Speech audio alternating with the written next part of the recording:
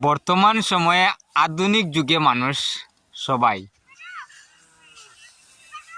গাড়ি দিয়ে ধান কাটছেন, ধানের গাড়ি দিয়ে। আবার গাড়ির মাধ্যমে ধান মাড়ার কাজও চলে। কিন্তু দেখা গেছে এখনো আগের মতন মানুষ মহিষ কিংবা গরু দিয়ে ধান মাড়া যেভাবে দিতেন, সেইভাবে এখনো একটি চাতলে মাড়া দেওয়া চলছে মহিষের দ্বারা। তো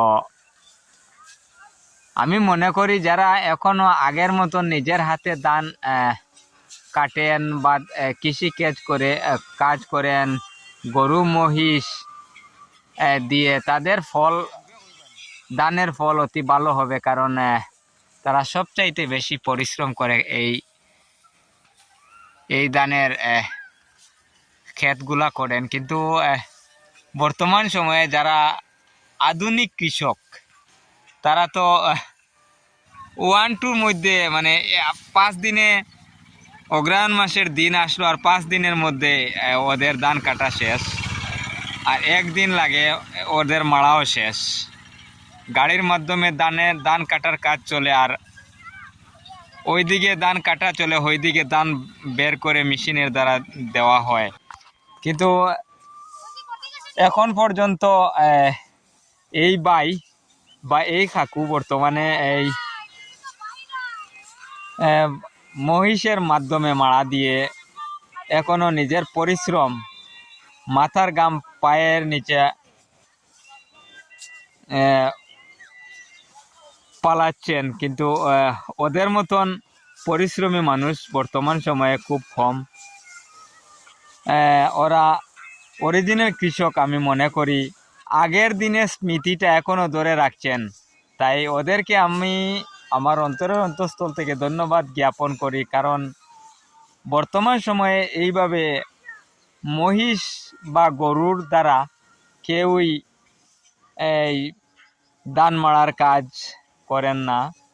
বেশিরভাগ মানুষ বর্তমানে আধুনিক যুগে ওয়ান টাইম কাজে ব্যস্ত। আজকে ধান কাটা শুরু করলেন সকাল থেকে, আর বিকাল হতে হতেই ধান কাটা শেষ। কিন্তু ওই লোকটি অনেক দিন থেকে ধান কাটা শুরু করছেন, আর মহিষের দ্বারা মাড়ার কাজ করছেন।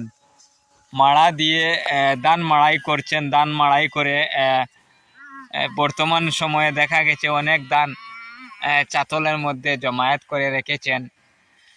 ওই ঘরের মধ্যে প্রতিদিন রাত্রে যাপন করেন। ধানগুলি নিজেই পর দিয়ে রাখেন, মানে নিজেই চেক নেন ধান এইখানে রেখে এই বাসার মাধ্যমে ঘুমিয়ে নিজে প্রতিদিন আবার একবার ধান নিয়েও আসছেন। বর্তমানে দেখা গেছে নিজে পরিশ্রম করে ধানের বার চাতলের মধ্যে আনছেন। খুব পরিশ্রমী মানুষ। আগে যেভাবে চলতো সেই কাজ বর্তমানে ওনারা করছেন। তাই আজকে এই কাজ দেখে খুব ভালো লাগলো। এইভাবে বর্তমান সময়ে মানুষ কাজ করেন না, ওয়ান টাইম কাজ করে শেষ করে ফেলে দেন। কিন্তু বর্তমানে আগের মতন কাজ লম্বা সময়ে, আগে 2টা-3টা থেকে মাড়া শুরু হতো গরু মহিষ দিয়ে, আর রাত 8টা-9টা পর্যন্ত যেভাবে মাড়া চলতো, সেইভাবে এখন পর্যন্ত উনি ধান মাড়াইয়ের কাজ করছেন। তাই আমি মনে করি কৃষকের মধ্যে উনিই শ্রেষ্ঠ কৃষক।